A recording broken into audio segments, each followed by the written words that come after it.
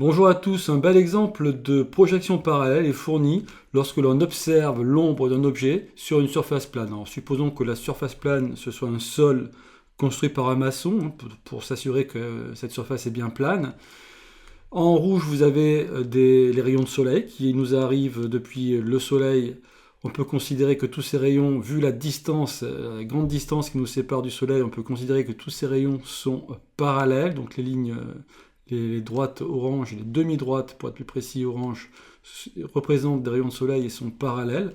Vous avez le segment AB qui représente un bâton rectiligne et bien, le segment A'B' correspond à l'ombre de ce bâton sur le sol. Vous avez le point grand A ici qui va intercepter, qui va empêcher le rayon de soleil d'aller toucher le sol. Et au point A' ici, vous allez avoir un point obscur, alors que toute la surface du sol est éclairée, magnifiquement éclairée par le rayon du soleil.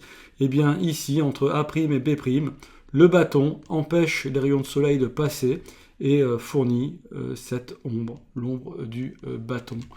Voilà, donc c'est un très bel exemple de projection parallèle. La direction de la projection, eh bien c'est la direction qui est commune à tous les rayons de soleil.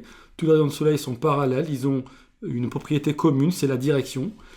Et cette projection s'effectue sur une surface plane, ici le sol. Alors remarquez bien que notre dessin a été fait donc ici dans la fenêtre graphique de Modgraph 32, et nous avons représenté que des points qui sont situés dans un même plan. Le plan défini par le bâton et un rayon de soleil qui passe par n'importe quel point de ce bâton. Prenons par exemple le point grand A ici. Donc vous avez deux droites qui se coupent, qui sont séquentes. Le rayon de soleil et le segment de droite AB, enfin la droite AB. Et bien ces deux droites définissent un plan unique, un plan unique qui les contient. En réalité, pour pouvoir construire ce plan unique, eh bien, on peut considérer trois points non alignés, le point grand A, le point grand B, et puis un point autre que grand A sur le rayon de soleil, par exemple le point A1. Vous avez trois points non alignés. À partir de ces trois points non alignés, vous définissez un plan. Et c'est en fait dans ce plan que s'est effectué notre dessin ici.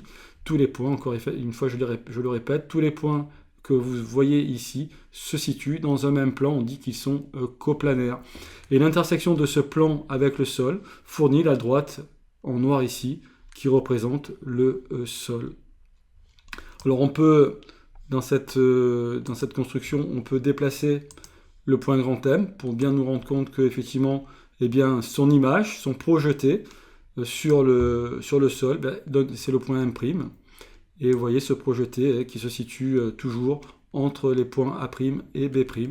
Donc bien retenir que l'image d'un segment de droite par une projection parallèle donne un segment de droite. Alors attention, il faut faire attention qu'effectivement le segment de droite ne soit pas dans la direction de la projection. Par exemple, si vous considérez le segment de droite B1, B2, eh bien son image est réduite à un seul point, le point B', puisque tous les points qui se situent sur un même rayon de soleil ont la même ombre située sur le sol.